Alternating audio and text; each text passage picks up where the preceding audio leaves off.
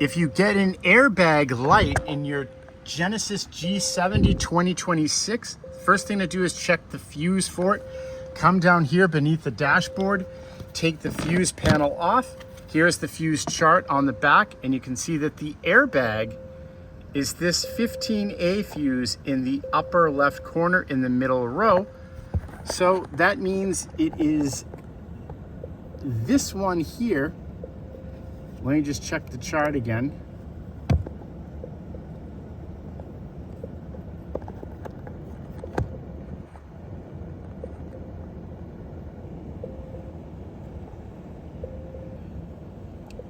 So that's a blank fuse.